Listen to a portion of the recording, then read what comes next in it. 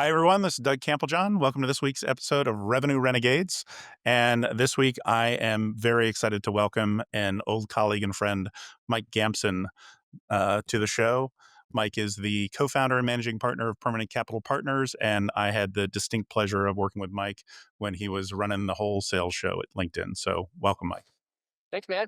I'm glad to be here and excited to reconnect in this way. Likewise. So maybe just for the audience, give a little bit about the background of your current gig, Permanent Capital Partners. Tell us a little bit about the firm and how you kind of look at the world. Absolutely. Permanent Capital Partners is a multi strategy financial services company. I spend almost all of my time in Permanent Capital Ventures, which is a subsidiary of that, where myself and six other important partners come together to really execute an old school Series A venture strategy where we try to find technical founders who have proven product market fit by virtue of getting the first handful of customers themselves. And then we are all operators turned investors. And we try to take our operating experience and go to market specifically and help them achieve their full enterprise aspirations by really nailing it on the first go around, taking that great product and bringing it to as many customers as possible. That's awesome. How old is the firm? We started about 4 years ago, and then I think really got kind of next level momentum about 2.5 years ago. Fantastic. Um, and then what is your kind of investment areas or investment theses? So we really focus on B2B specifically. I'd say predominantly enterprise, although sometimes move into the SMB and mid-market part of that. And we are really an old school application company. Today, that means primarily AI native companies. But I would say as you think about the framing of what SaaS was, really it's that part. Anything where there's a product that a logical buyer could look at and say, I have that problem. This solution solves my problem, faster, better, cheaper than my alternatives. And a rational person's going to choose that solution. That's really what I try to focus on. Got it. And your website's, I think by design, a little stealthy. Anything you can share about the type of companies or companies you invested in so far? Yeah, well, first on your comments, by the way, I agree with. When you turns out when you start a venture firm these days, I think at least we did. I don't know if everyone has to make the decision. What kind of firm are you? Are you the firm that mostly does podcasts and also invests, or the kind of firm that mostly invests and also does content? Both, by the way, have merit in our opinion, and so we decided to mostly invest and do very little content. That may change over time, but the companies that we invest in, they're mostly, I'd say there's somewhere in the first 5 to 10 customers. Sometimes that tracks with $1 million of ARR, but we're not at all dogmatic about that. They're in spaces like HR tech, supply chain tech, companies like Compa and Lyric. We've talked about publicly. Some of the newer companies like Wisdom and Tidal Wave are in dental revenue cycle management and mortgage as respective examples. But really, it spans the full gamut. Okay, fantastic. So if you are a entrepreneur, kind of have your first product market fit, looking for your Series A, talk to Mike, right? You could have The applications, that's right. B2B applications. Awesome. Let's wind back the clock a little. And you're going to have to fill in some memory stuff because I wasn't there in the early days. But um, as I've heard it,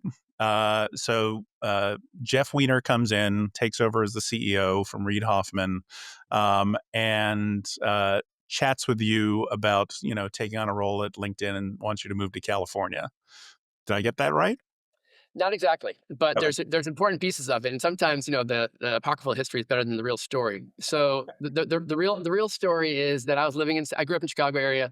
I was living in San Francisco in the late '90s. I worked for a wonderful company called Advent Software, and kind of found my way as a product manager and a product marketer.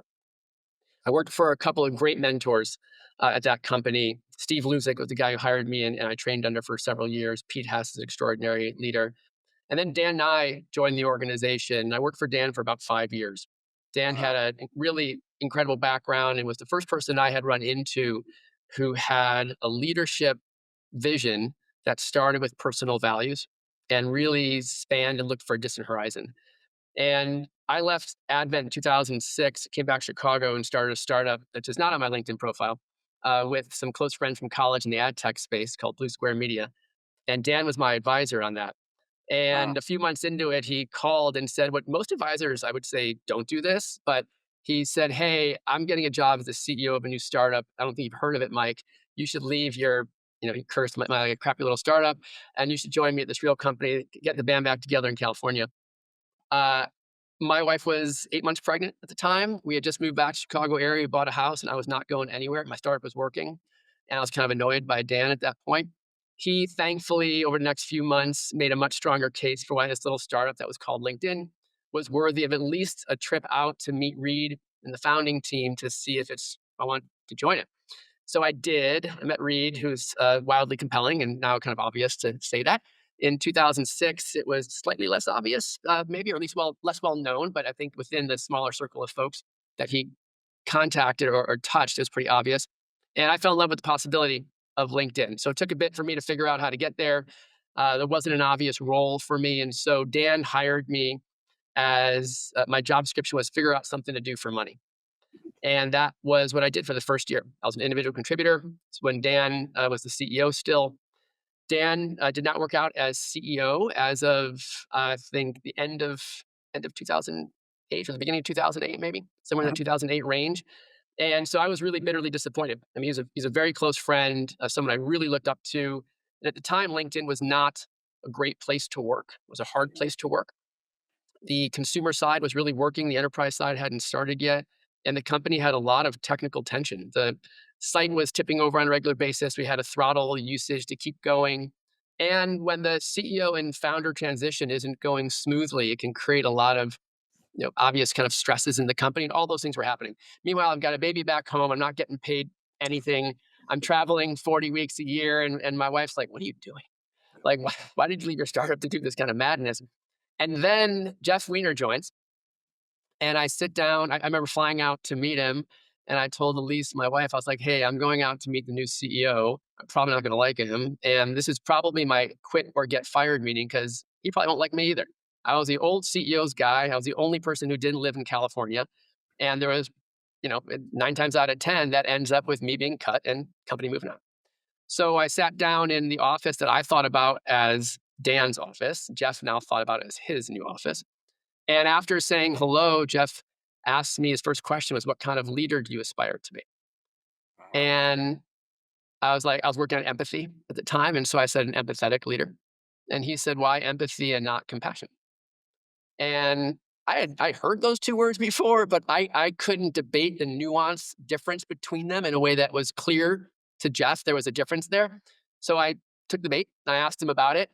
He told me this Dalai Lama parable and about the difference between compassion and empathy. And then we had this really, to me, foundationally important conversation over the next hour or two about leadership. And I walked out of his office thinking to myself, man, I hope I don't get fired. And I'm definitely not going to quit. Yeah. And I realized that I just lucked into, yet again, the opportunity to work for an extraordinary person from whom I could learn. And I spent the next 10 years working for Jeff. So I was ready in a sales leadership role at the time when we met. Jeff really steered both me and the company towards focusing on the talent business, which is what ended up being kind of the primary revenue generator at LinkedIn. It wasn't clear though at that time. And I just learned a ton from him. He's one of my dearest friends today. We do a ton of stuff together. And I was just so lucky that he's the guy that Reed picked. And Reed did an amazing job on that second CEO transition of learning from what didn't work, having a whole bunch of things he did differently, and he gave Jeff the rope that Jeff needed to do his thing and to create the LinkedIn that we know today. Can you share with the audience just the kind of compassion versus empathy argument? Because I love this discussion. Yeah, for sure. So I'll paraphrase the parable. There's a person lying on a road with an enormous boulder on their chest. You're a passerby. And the empathetic passerby sees that person and knows that person's in incredible pain and then feels the pain as that person does, as empathy is often to feel as another feels. But because of that, they're feeling that crazy pain. They're like enraged about it as well. They're much less able to help. Whereas a compassionate passerby understands that person's pain, can see the world through their eye, and wants to relieve their suffering, but can stay grounded enough to do something about it. And so if you think about that kind of theoretical difference applied to the world of work, whereas people managers were often in a situation where an energized person on our team, often energized in the tough side of the emotional spectrum, comes to us with something. Oh, this thing's going wrong, or I've blown this thing, or this person's doing this wrong thing. And so if we as leaders allow ourselves empathetically to begin to resonate at the same frequency they're resonating at often undermines our ability to be useful for them. But if we can pause and try to see the world through their eyes, recognize that there might be some context that they have that I lack, or context that I have that they lack, and we can try to improve that context and we can be more compassionate in that understanding, we're much more able to be useful to them as a leader. I love that story. I can every time I hear it, it just makes me smile. So thank you for sharing that. Yeah, it's really as a turning point for me in my life. I mean, it really, it was almost 20 years ago now, and I'm on a lifelong ambition to try to get better at practicing compassion, and it's not easy. And Jeff was a huge part of that. Yeah, Jeff was a huge inspiration to me as well, and I feel very lucky to have spent years there working with folks like him and yourself and Ryan and others. To set the stage for us, like what was LinkedIn at that point? Like how many employees? What kind of revenue? Yeah. When I started interviewing, there was about 60 employees. When I joined, I think there was just under 100. Almost everybody was in the product and engineering world. There was a sales team that had about 5 people on it, maybe 6, that were selling individual subscriptions. So the product at LinkedIn that they decided to hire, I think Sherman was the first salesperson ever that's a sales team for, was to sell individual subscriptions that you could buy online yourself. But what they recognized was that sometimes, and a recruiter was usually buying these, that if there was more than one recruiter in an organization, then that you could actually sell more than one subscription at a time. So that was the product.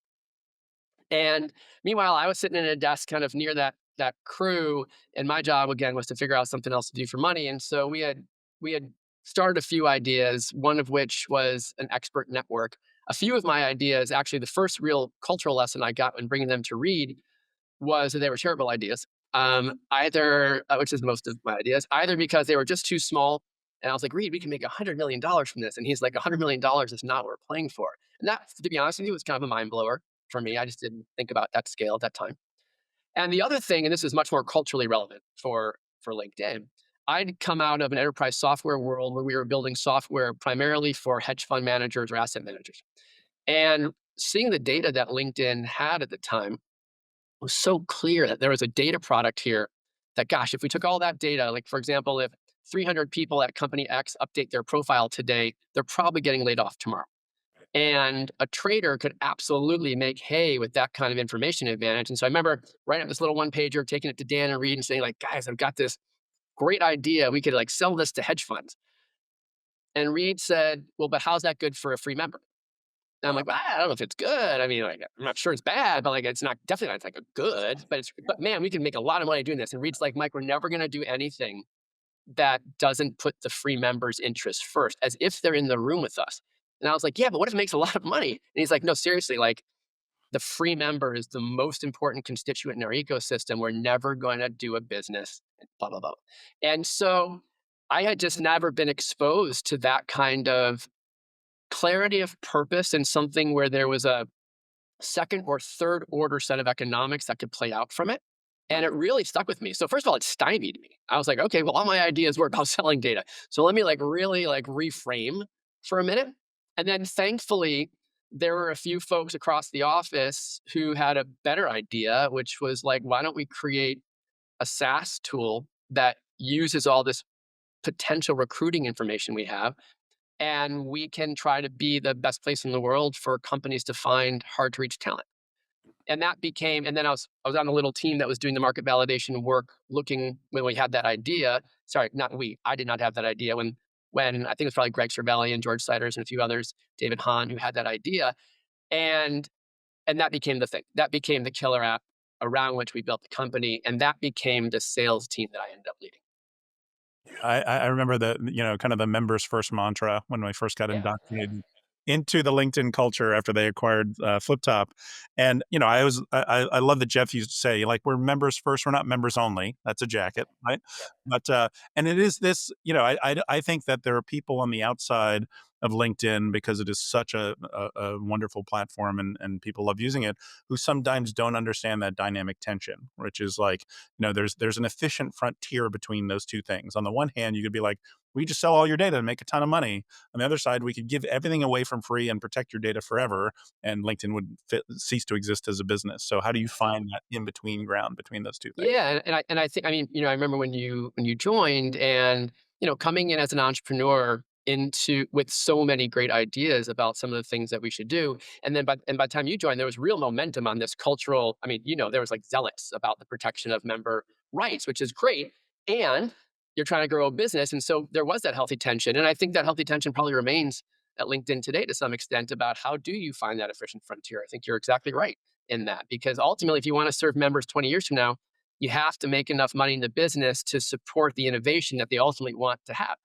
And so there's a lot of like really interesting nuanced debates to have about that. And I think it's created this environment where, I don't know if they'll ever get it perfect, right? I think it's the lines are constantly moving, but as we saw then and see even more so now, there's this whole ecosystem of folks who are in the gray area around terms of service who are saying, like, because LinkedIn doesn't offer this, I will offer this as an add-on.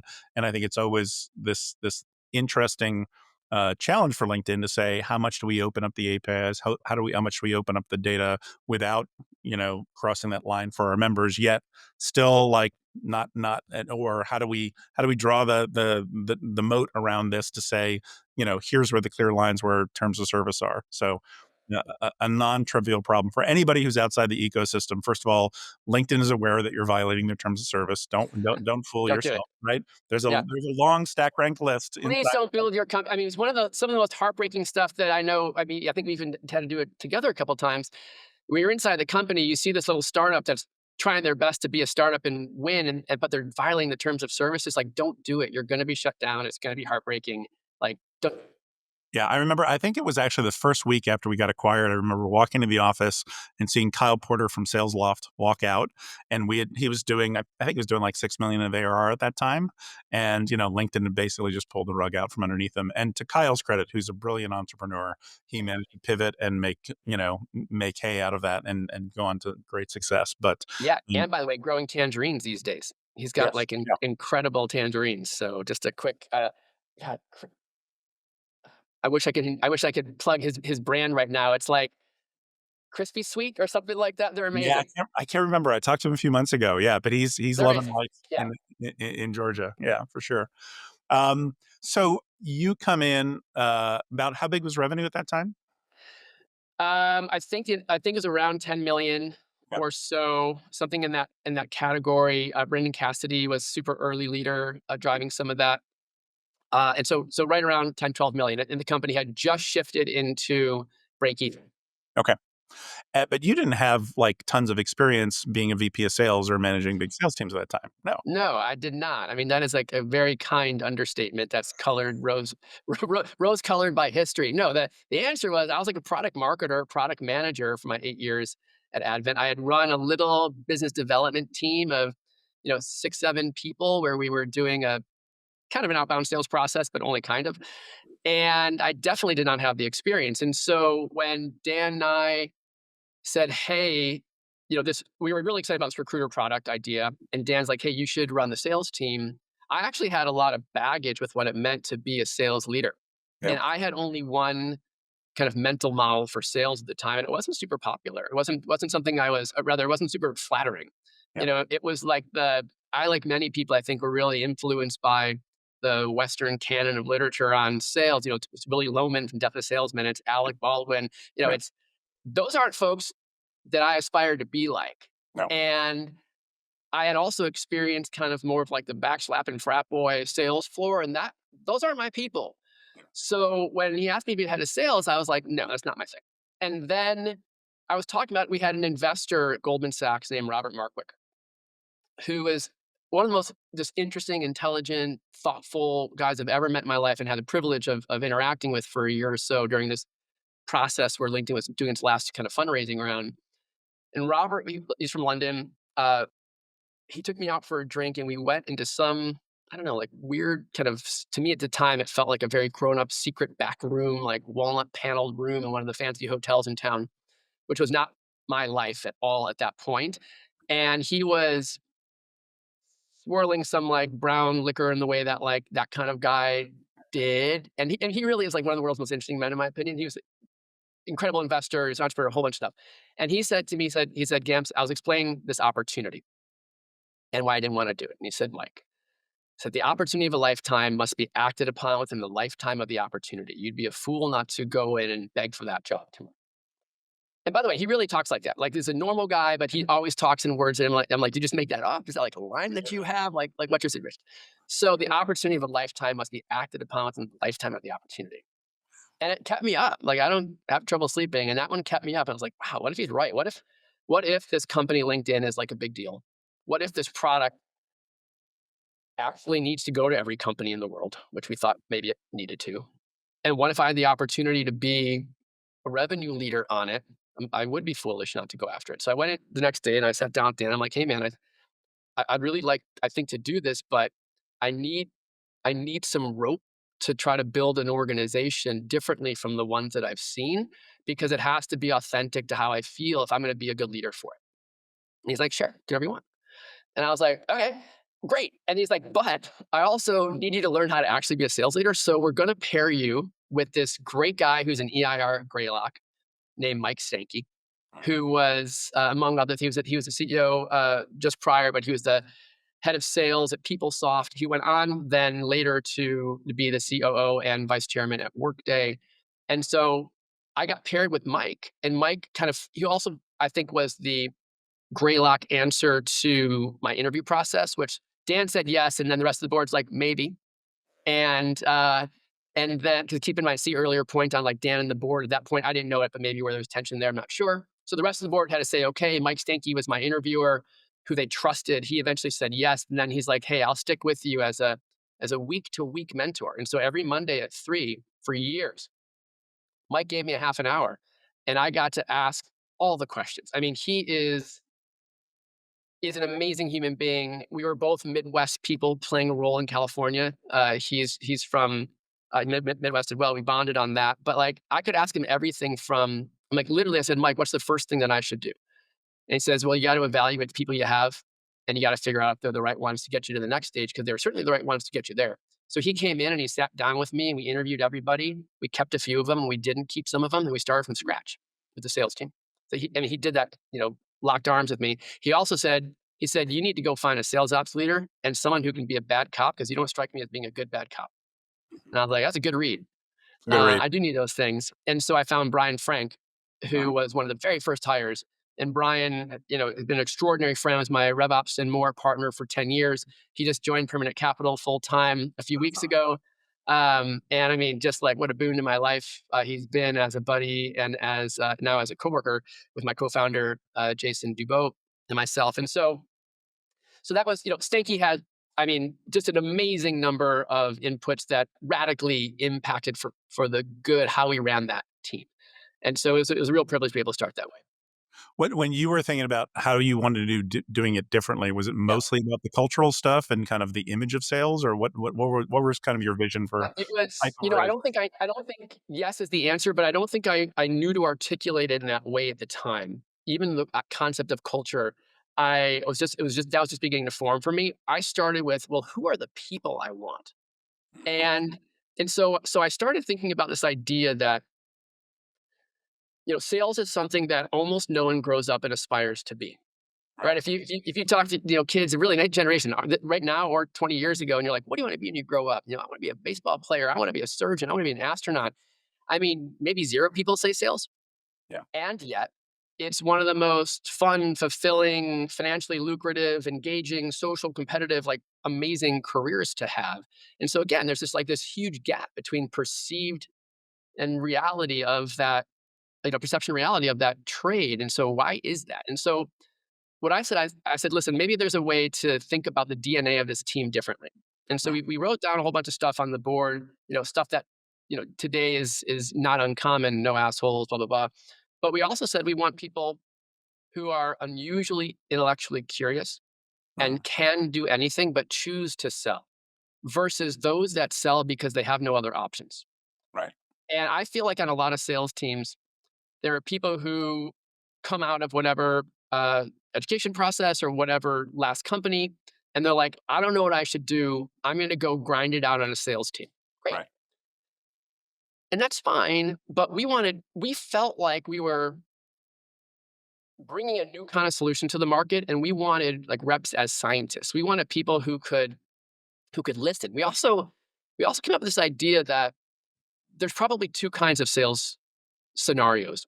Mhm. Those that sell a commodity product where there's no differentiation and the sale happens because of the persuasiveness, the kind of powerful personality, steak dinners and backslapping stuff.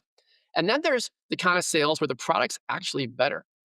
And the goal of that seller is simply to find a buyer who has a problem for which that product is actually better and build enough of a relationship that that buyer opens up about the pain that they're in such that the product can do its thing.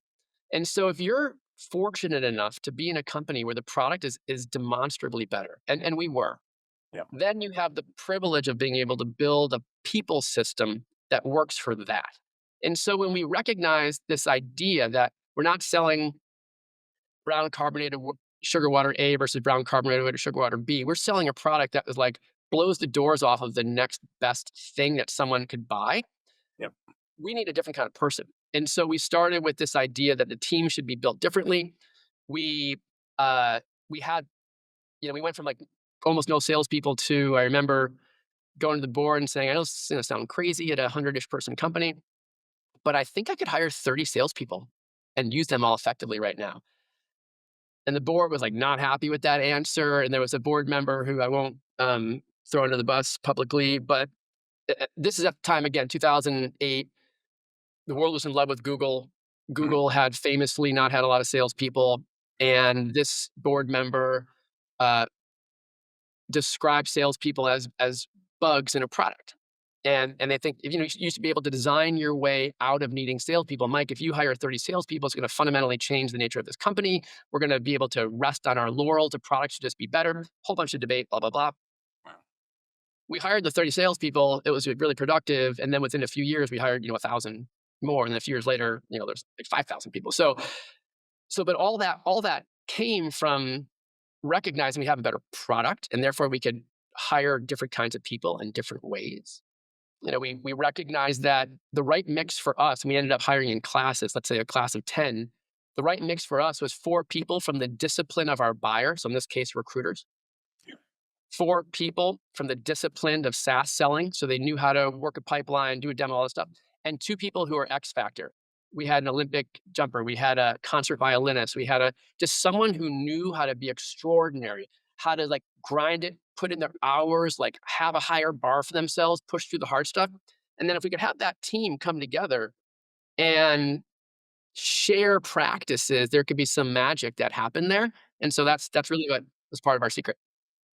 Was there in hindsight, was there any of those, kind of cohorts that kind of ended up outperforming the others?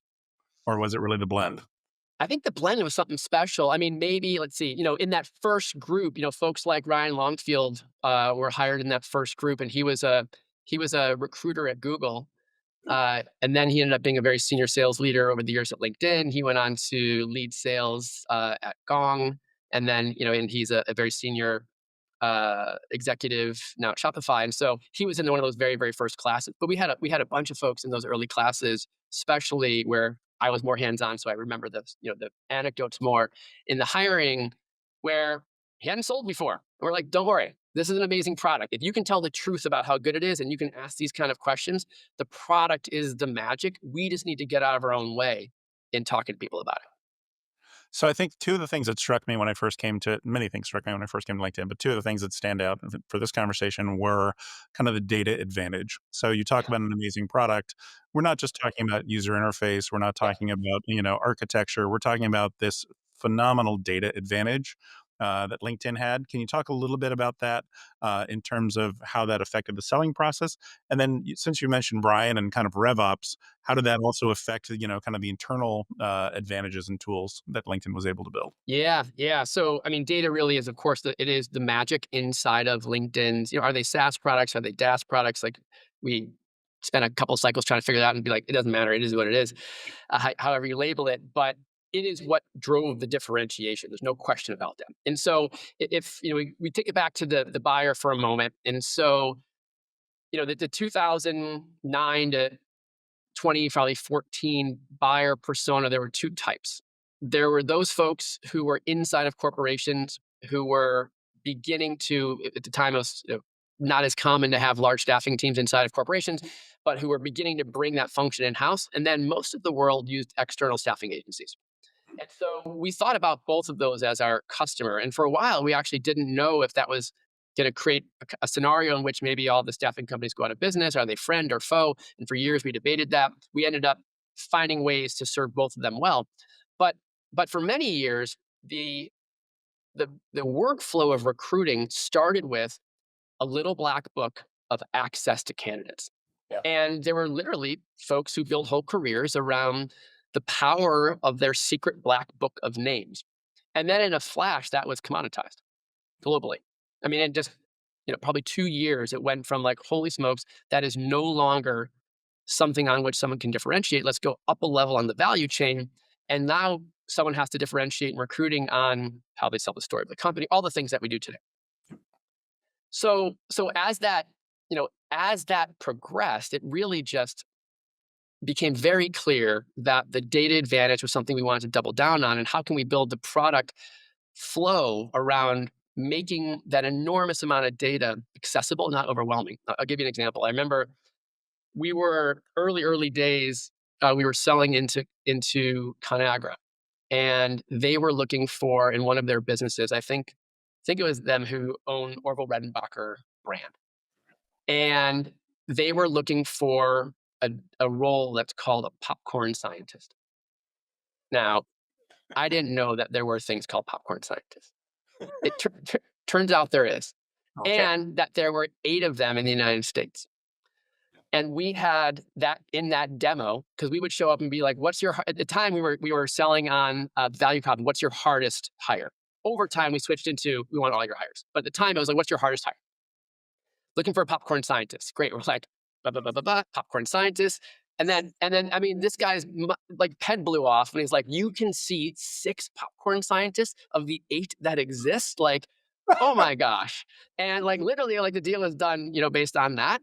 And so, but it was about the speed and the clarity with which someone could access this new data reservoir that the world had never seen before. And then later, of course, all the features came along that did a whole bunch of other things. But that was really it. Then to your second question on, so now LinkedIn, which has always prided itself on having a data advantage in and outside the company, I have this incredible RevOps partner in Brian Frank, a whole bunch of other folks across the company who helped us as a sales and as a go-to-market organization understand what we could do with data to improve our process. It was just kind of mind-blowing.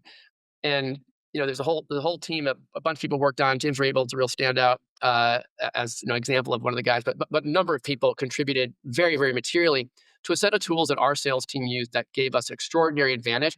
And even just setting up territories, setting up quota, delivering to reps an understanding of where they should start and how big the size, we called size of prize, could be for this. Now, some of these tools ended up spinning out into Sales Navigator. Yep. But our team was using things like that for many years. And it was real. I mean, it was extraordinary luxury. It was the playground of stuff that creative builders could do inside the company to help our team be effective. And as we added hundreds and hundreds of people, and so the corporate investment in go-to-market became material, we ended up with dozens of technical people who were focused exclusively on building the tools to make our team more effective. And that was a real luxury to be a part of that organization. Yeah, it was really one of my favorite meetings was going to see those internal tools in the Yeah. early days there, and just the ability to like in my case in running Sales Navigator, to have that luxury of being able to say, here's an organization with 134 sales reps. We've 34 sales reps have swiped a credit card for their own individual licenses. Here's the manager. Just the data is insane for that It's kind of nuts. stuff. Yeah. Yeah. I know. Shame on us if we couldn't do something with it. Yeah, exactly. One of the other things that really struck me when we came in was the no discounting policy, Yeah. and that is incredibly unique in the world of of SaaS. Can you just tell us a little bit about kind of where that came from? And Yeah, it came from something I was really uncomfortable with, and so decided not to do, and then had the luxury not to do because of the strength of our product. So at the time, early days of building momentum, again, nearly 20 years later, for folks who are, listening now, where LinkedIn has been the global winner for as long as you can remember, it seems silly, but at the time, there was a number of companies around the world that LinkedIn was competing with, and they don't exist. Or Plaxo or Spoke or Viadio or Zing in Europe, and we were fighting for our life.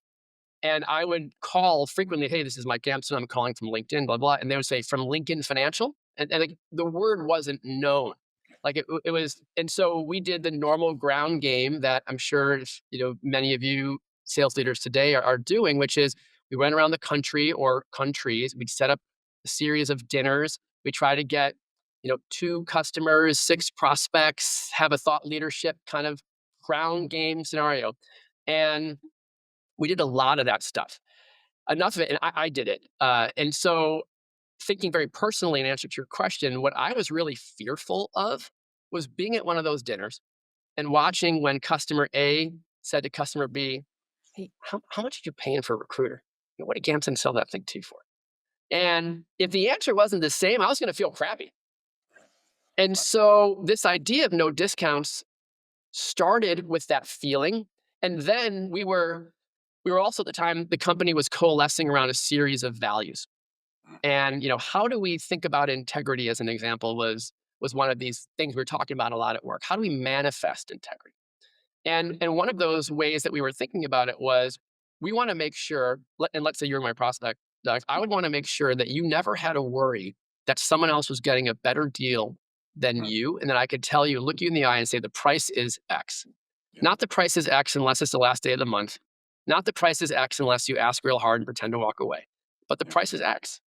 And by doing that, I ultimately, I think, respect you more because we don't have to play a game that's a dance where I have an information advantage and you don't know if you've landed in the right spot. And so I said, how about we just never do that? Now, the downside is to a customer, it can feel really inflexible. Yeah. I've been taught by every other vendor that if I wait until this time or if I ask real hard or whatever, I can get 5% off, 10% off. And then when we matured and we started talking to procurement organizations, they're like, listen, my whole job Yeah. is to take this and reject it unless. And again, so I recognize that we were playing a hand that not everyone has. And so as I've talked with sales leaders over the years about doing this, and some have done this very successfully and others have not, I think it starts first with total clarity on the culture that you're trying to set. Total clarity. Why you're doing this, why it's important to you. Then you really need a strong product because we did have to be okay with some customers walking away. Yeah. And we accepted that. We said, listen, we're some customers are going to say either philosophically or just actual economically, I'm not going to buy this unless you do X. Yeah. And so we let those customers go. Many of them ended up coming back again, see strength of product. But it was something that was really important to me personally. The team really rallied around it. And as we hired more folks from the outside world and different companies, most people didn't really believe that was a thing. And they thought it was a thing that we just said. And I think every person who worked at LinkedIn for any number of years in the sales team, it took it with them, and they know how to defend a price. Yeah, I always wanted to build a price calculator on the LinkedIn Sales Navigator page because it truly was like you tell me how many seats you've got, what edition, and how long is your contract. I'll tell you exactly what you're paying, and it Yeah, was just so beautiful, right? And yeah, so hat tip to you for that. That was really, really a fantastic thing that I think, again, as you pointed out, not all startups have the luxury of doing that, but it was a very nice place to be in to be able to make that happen. And I think that, the other way of looking at that is I look at products like Figma that yeah, have tremendous product value. And I literally look at the price and go, I can't believe I'm only paying this, right? So there's an element of that just you over deliver so much value for the yeah, price that why would I negotiate a $7 seat of Sigma or yeah, whatever it started at? yeah. So I think that's the other way that startups can take a look at that, even if they don't have that data lock in or data advantage. Yeah, and I would say, Doug, again, for folks who are listening on the go-to-market side, I think there's a lot of decisions that you can make that start with an honest conversation with yourself about On the sliding spectrum of my product is a total commodity to my product is wildly differentiated, the more honest you are with yourself about where you are on that, I think the more clear the set of choices you have or don't have about the things that you can do to optimize your own go-to-market execution. So let's shift gears a little bit. Um, you're kind of like the godfather of angel investing in Chicago, right? I don't know if there's a company that either hasn't taken a check for you, talked to you. At least it appears whenever I meet somebody from Chicago, if they haven't talked to you, it's like go talk to Gamson. Uh, what 100 plus investments at this point? Do you have a sense scale? A lot of yes, more than A lot of that, a lot of investments. them. Yeah, a lot of them. What do you look for? Well, I say it's changed over the years. So since we launched our fund, I do almost no angel investing now, so I could put kind of full focus on the fund. But I would tell you, the LinkedIn went public in 2011. 6 months later, the world dumped a bunch of capital in my lap that I didn't grow up with. And after some real conversations with my wife about how do we want to show up in the world, what do we care about, what do we do with this kind of potential energy that just landed on us, we decided that putting a lot of it back into the entrepreneurial ecosystem felt appropriate because that's from whence it came basically. And so between 2012 and probably I don't know 2016 or 2017, I was a wildly promiscuous investor without a lot of strategy. Uh-huh. And as an angel investor, I'm not sure it's like proud that I was the easiest yes in Chicago, which is true. And if you were an often overlooked founder, right? If you were a woman, if you were a founder of color, if you were someone who had a weird business that didn't fit into the rubric of what most venture investors want to invest in, you came to me and I was mostly a yes. And I'd probably help you with a few other things. And some of those played out economically, and many of them didn't. And so for the first 4 or 5 years, I'd say, Doug, I don't think I really separated my interest in kind of impact and philanthropy from my interest in profit motive investing. They were all kind of mixed together. And then I really began to find a niche for myself that I found very satisfying. And it was working with technical founders who were at the very beginning of a journey. I felt like I was now in year, whatever, 7 or 8 in. And I had very relevant experience that could help them be more likely to achieve the aspirations that they're kind of dreaming about. And at the time, because our board was Sequoia, Greylock, Bessemer, et cetera, and a Friends Index, I was kind of like a sales leader who could speak to engineers without being laughed out of the room. And I was asked to help a lot of their portfolio companies as well. Sometimes I'd put in money, sometimes I'd be an advisor, but just I love this idea of working with a technical founder and helping them demystify the process that could be scientifically applied or nearly scientifically applied to go to market. And so my angel investing began to be more oriented towards that modality. I was still like very Chicago focused. I felt like, again, impact or profit motive kind of mix. I feel like most of the world and certainly most of the US doesn't have the economic engine that is the magic of Silicon Valley. But gosh, what if it did, had some of it? Doesn't have to be it, but Yeah. what if, you know, every year or two there was a multi-billion-dollar company that was founded in some city and all of the wonderful things that happen from that and being proud of place. What can I do as someone who's been so fortunate to live in Chicago, have a career in the Bay Area, and what can I do to help my own community? So a lot of that was focused in that area. But but that niche of technical founder needs help with go to market. I could pair advice with dollars. That was something that was really attractive to me. So everything we've been talking about here was kind of, I call it BC, before ChatGPT. Um, when you think of and you've got a very interesting perspective from, kind of, building out this amazing sales team and watching it grow, and as we've talked about, having this incredible set of tools that is still by some metrics, right, more advanced than you can get on the outside world. Yeah. Um, doing in a lot of angel investments, and now in this kind of later stage investment thesis, you know, obviously, I assume everything you're looking at has the word AI attached to it these days, and kind of, but similar to the early days of the web, there's a lot of stuff that was just kind of mimicking what was in client server, or mimicking, slapping something onto the side.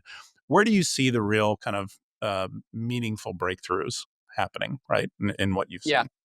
Yeah, I mean, I think there's in many more places than we're investing is the short answer. So on the broad spectrum of, do I think AI is overhyped or underhyped? I'm on the underhyped side. I think it was, I don't know if it was Bill Gates to whom this was attributed, but someone bright at some point said, people have a tendency to overestimate what can happen in 5 years and underestimate what happens in 10. I believe that is what we're all doing right now. I had the great fortune, in the BC thing, Kevin Scott, who well, was our engineering partner for many years at LinkedIn. When we sold to Microsoft, he stayed at Microsoft. He became the CTO, where he is today, and he was a key part of and led the OpenAI investment. When I left LinkedIn and I had my first CEO opportunity to partner with Andrew Seja, the founder of Relativity here in Chicago. Relativity is a deeply technical company that was working heavily on machine learning applied to unstructured data in legal. Kevin was on our board. And so Kevin would come in and talk to us. And there were, I think we had 600 engineers at the time. So a really scaled company. Kevin would come in and talk to us about these things, these large parameter models that are beginning to really shape up. And it's probably not, he's like, Gamson, it's probably not worthwhile you trying to compete with any of that. Cause we were trying to think, we had made 2 AI acquisitions. We were trying to think about how unstructured data was going to be applied to this new world. We weren't envisioning what large language models became, even though it was, just prior to that. But Kevin kept saying, hey, not worth investing here. By the way, we just put $1 billion in this company over here. And, Reed was obviously super early in OpenAI and talked about it a long time. And so we kind of went to the application layer and really tried to focus on that user experience at Relativity. And that anchored me. I mean, Andrew Sager, the founder there, is the most customer-centric technical founder I've ever met. His passion for the customer experience, it's so inspiring. I mean, I learned so much working with that guy. I mean, he's just an incredible advocate for customer experience. And it being in that moment, watching how machine learning was turning into AI, roll the clock forward, brought in Silver Lake to Relativity. I left shortly thereafter, a year or two after.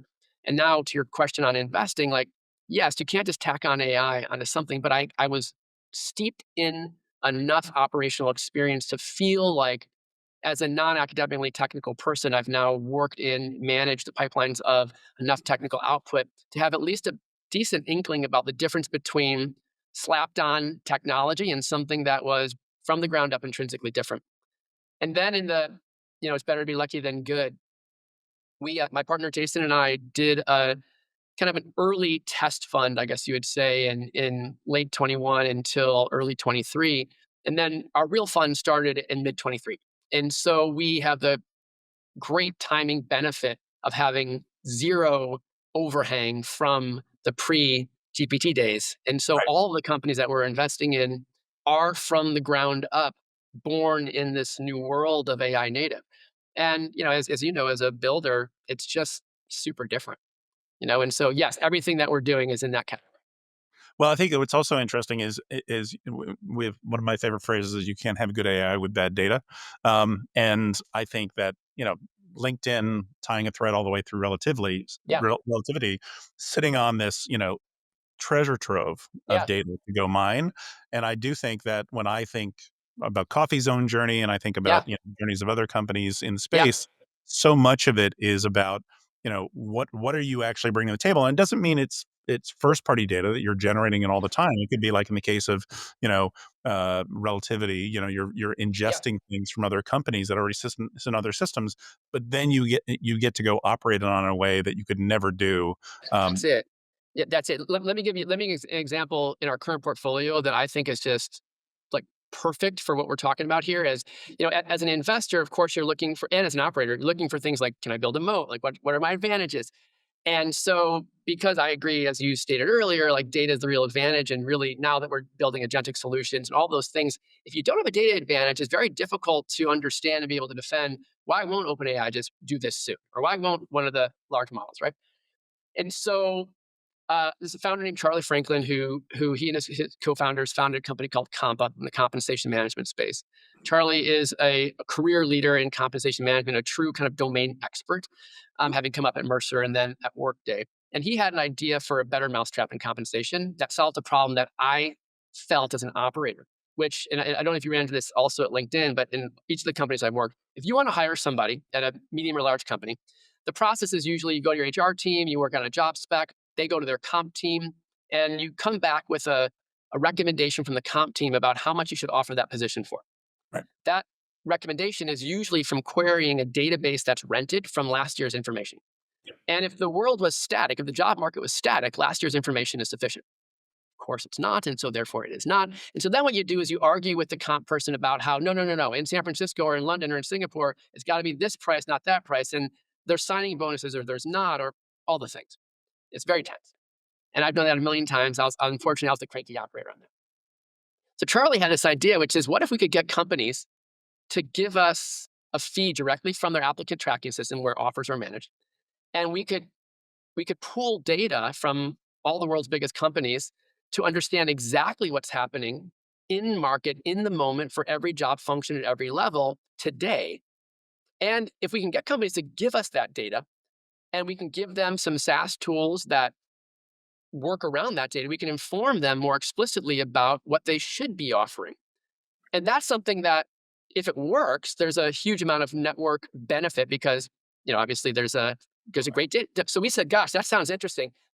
We don't take the product market fit risk to go from 0 to 1, but we thankfully met Charlie through two good friends when he had about 20 companies on already. Because the first conversation, if you're going to a big enterprise, like, give me your data, they're like, what do you know? But he somehow managed to do that. And now, there's 150 or so of the world's largest companies on that. So what it allows for. So now that he has millions and millions and millions of pieces of data on every job function, every level, all the cities, he's now been able to build an agentic workforce that can become a compensation analyst on top of that. And that is an extraordinary thing that only his company will be able to do because they're the only one that has this database. And Yeah. that data is growing, massively because, again, if you're a large enterprise, why be part of two of those? Why not be part of one of those? And now that they have such an advantage, it's really begun to snowball. So that's the kind of investment and the kind of operating advantage that I'd want as a tech operator today. Because in the same way that you and I experienced at LinkedIn, if you've got the data, you can build the products around it to have a real advantage, and that's what they're doing at Compo. I love that story, and I think it's so applicable to a bunch of different markets as well. So really, that sounds like a great investment. Um, I know we're coming up on time here, Mike. I can talk to you for hours, but let's just kind of shift into the speed round and learn a little bit more about who Mike Gamson is, besides what we've chatted about. So first of all, just what's something people would be surprised to know about you? I'm a passionate cook, and we get most of our food from a farm that we bought a couple of years ago. That's 2 miles from my house. Love it. What do you like to do for fun outside work? Dad of 3 kids, recognizing that they're going to be out of the house at some point soon, and we spend a lot of time together as a family. I love it. What's a personal product that has really surprised you, given you pleasure that you really enjoy using? I don't know if there's anything that's real recently, but I use every day a Kindle. And I'm a big reader, but fiction and nonfiction. And I used to lug around a bunch of heavy books. And now, I mean, I'm a frequent traveler too. So I say the Kindle is like, I love it every week. Very retro. I like it. Totally. Uh, I am kind of retro person. Yeah. and then just finally, how can people stay in touch with you and kind of help you on your journey? LinkedIn. Hit me up. Hit me up. An obvious answer. Mike, great to see you, man. Great to chat. Thank you so Thanks, much man. for joining us today. Yeah. Thank you. It's so great to reconnect in this way. And congrats on all the success that you're driving.